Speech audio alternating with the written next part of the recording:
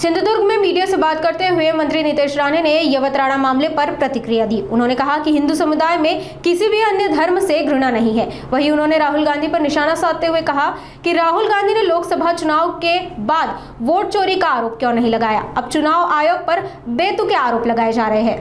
बघा, हिंदू जनजागृती सभा हे सकल हिंदू समाजाच्या माध्यमातून आयोजित केले जातात। त्या समाजामध्ये हिंदू समाजाच्या बाजू मांडली जाते। कुठलाही दुसऱ्या धर्माचा द्वेष केला जात नाही। कोण हिंदूंची बाजू घेत असेल तर त्याच्यामुळे कोणालाही एलर्जी होण्याचं काय कारण नाही। हिंदू सकल मोर्चाच्या माध्यमातून अगर जिहादच्या विरोधात कोण आवाज उचलत असेल, हिंदू समाजाच्यावर अन्याय होणाऱ्याच्या विरोधात कोण आवाज उचलत असेल तर त्याच्या विरुद्ध बोलण्याची कोण हिम्मत पण करू नये। आतापर्यंत सिद्ध एवढंच झालंय की दंगल करणारे, आतंकवाद करणारे हे कधीच हिंदू नसतात। जे तुम्हाला मालेगाव केसमध्ये पण सिद्ध झालंय, यवतमध्ये पण तेच आहे। दंगल करणाऱ्यांना आणि आतंकवाद करणाऱ्याचा एकच रंग आहे, तो हिरवा असतो। आणि म्हणून त्या सगळ्याच्या विरोधात अगर हिंदूंचं हित आणि हिंदूंची बाजू मांडण्यासाठी अगर आमचे पडळकरजी असो, आमचे संग्राम जगताप असो किंवा आमचे हिंदुत्ववादी कार्यकर्ते अगर एकत्र येऊन हिंदू समाजाला अगर ताकद देत असतील तर त्याला माझा पाठिंबा आहे। हो, पण ह्यात मतांची चोरीचा आरोप लोकसभेच्या नंतर राहुल गांधींनी का लावला नाही? तेव्हा का त्यांना निवडणूक आयोगाची मिरची लागली नाही? आत्ताच का झोमतंय? जेव्हा एक एक राज्य हातातून निघून जातंय आणि येणाऱ्या राज्यामध्ये पण भारतीय जनता पक्षाने एनडीएचंच सरकार येणार आहे आणि त्याची भीती असल्यामुळे ह्या पद्धतीने निवडणूक आयोगावर शेमण्यासारखा आरोप करायचे। पण लोकसभा झाली किंबहुना कर्नाटक निवडणुकीनंतर, तेलंगणा निवडणुकीनंतर का लावलं नाही निवडणूक आयोगावर आरोप? स्वतःचं ठेवायचं झाकून, दुसऱ्याचं बघायचं वाकून, ह्याला राहुल गांधी म्हणतात। मध्ये 15 दिवस वनताराची टीम आमच्या विनंतीवर, वन खात्याच्या विनंतीवर, कारण का आम्ही कर्नाटकच्या संबंधित डिपार्टमेंटला संपर्क केला, त्यांनी त्याच्यामध्ये मदत देण्याचा नकार दिला। म्हणून आम्ही वनताराला विनंती केली की आमच्याकडे असलेले आजारी हत्ती जे आहेत त्यांना तुम्ही तुमच्या रेस्क्यू सेंटरवर घेऊन जावा।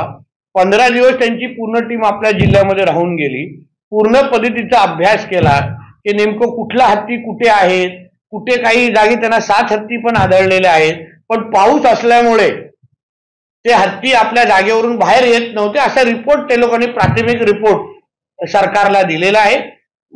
पाऊस जसाच कमी होईल त्यानंतर वनताराची टीम इथे येऊन आपल्या जिल्ह्यामध्ये, मग हत्तींचा विषय असो, गौरड्यांचा विषय असो, काही बिबट्यांचा विषय असो, त्याच्यामध्ये जे आजारी प्राणी आहेत त्यांना वनताराच्या माध्यमातून राज्य सरकारला सहकार्य होईल अशी अपेक्षा या निमित्ताने व्यक्त करेल। हो, अशी त्या पद्धतीचा पत्रव्यवहार त्यांच्यावर किंबहुना विनंती केलेली आहे।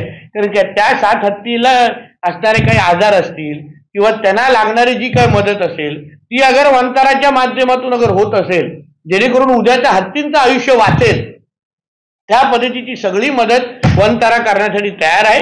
आणि त्या दृष्टिकोनातून त्यांची टीम एकदा येऊन गेलेली पण आहे।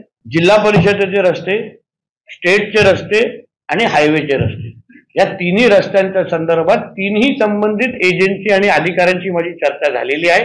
पावसाळ्यामध्ये टिकणारा डांबर हे लवकरच त्या भागामध्ये खड्डे बुजवण्यासाठी वापरण्यात येणार आहे। 15 ऑगस्टच्या जवळपास तुम्हाला या सगळ्या रस्त्यांची परिस्थिती बदललेली दिसेल। ती गोड बातमी देण्यासाठी तुम्ही योग्य वेळ आणि योग्य तारीख घेऊन दे, बाप्पा आपल्याला पाहून दे। आता केंद्र सरकारचे लोक सुरक्षेच्या दृष्टिकोनातून काही तपास करत आहेत, काही चेक चालू आहेत त्यांचे।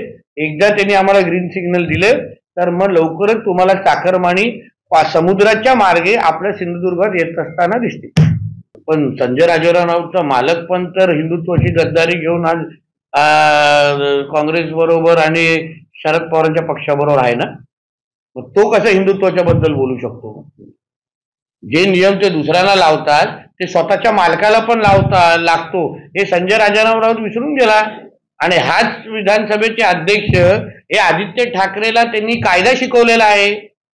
मालकाच्या मुलाबद्दल विचार करून तर अध्यक्षांवर आमच्या टीका करावी, अशी माहिती संबंधित व्यक्तींनी केलेली आहे, अशी कालपासून आपण पाहतोय. मला असं वाटतं ह्या बाबतीमध्ये संबंधित खातं किंवा तपास यंत्रणा असो, पोलीस खातं असो, याची दखल घेईल आणि योग्य ती कारवाई करेल.